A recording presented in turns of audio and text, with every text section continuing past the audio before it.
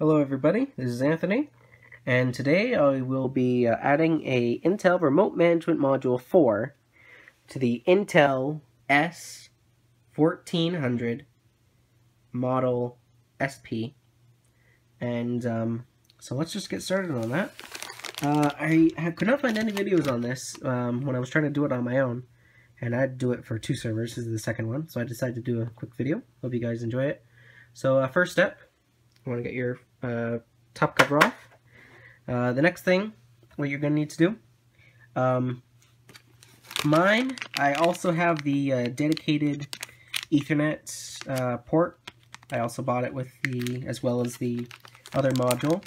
So you're gonna, if you did buy both, then you'll have to take this little piece off. It's quite easy. Just put your finger in there and just push up. You could also use a screwdriver if you wanted to. I'm just going to use my finger. As you can see, it just comes right out. And get the rest of it. It's just a bent piece of metal. There we go.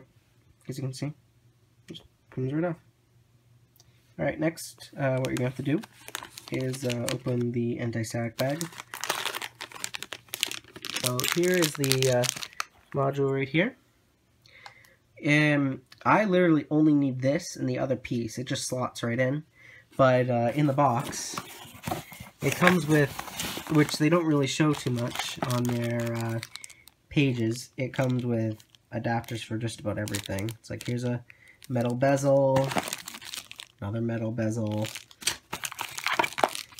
Here is a PCI Express, another half height. It comes with cables just about every size, adapters, as you can see, screws, everything. I'm sure they probably just make one of these and it works for everything. Alright, so you're going to want to get your module like this.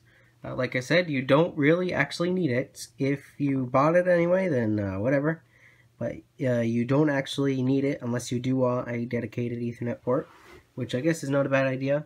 I'm not using it. Really, I'm just installing it because they wanted it installed. So what you have to do is line this white piece with this white piece right here. So as you can see, there's 2 screws in this motherboard, and there's 2 screws in the case. So what you kind of need to do is you kind of wedge it down in there and then go down. And you want to line up the screws. And make sure you line up the piece underneath this. Don't worry about this right here, this little connector and these cables. I actually had trouble getting the server working, and I thought it was because I didn't connect this. There's literally no place to connect this on this board. This is for like a tower or something. So once that's in, you want to get 2 screws and screw that down. And your screws, if you go back into your box, right here. So let me get those out. Alright, I got the 2 screws, so I'll use this one first.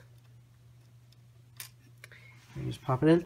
One thing you're going to want to be mindful for is this connector inside here. You can't really see it on video, but it sometimes will not be completely straight, so the connectors won't fit in quite correct. So you just gotta make sure when you do this right here, you might have to push a certain way, and it does have some give, so you can move it around a bit. Alright, so let's get that screw in first. Make sure my screwdriver's in the way, right? Yep.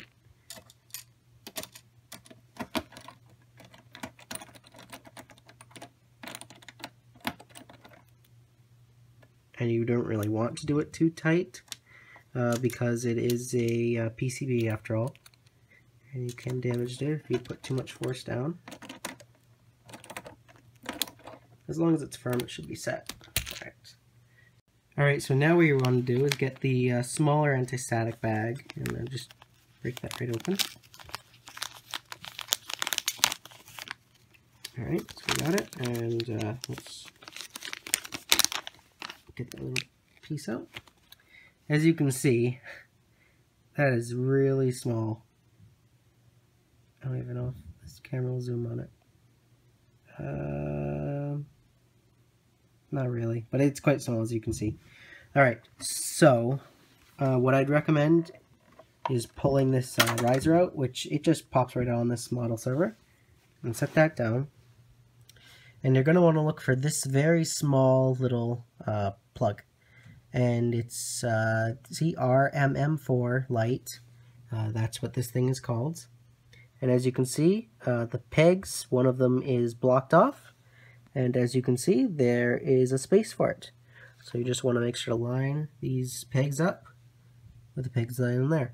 If anyone's ever putting USB cables into the motherboard, it's exactly the same thing. So you're just gonna put that right down and push it in, and that's done.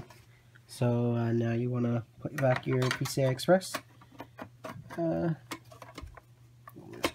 you go. That's all in. Alright, that's pretty much it as far as this server. So I hope you guys liked it. Okay, so that's pretty much it on this server. So now what we're going to go and do is go into the BIOS and configure that. So I'll be right back.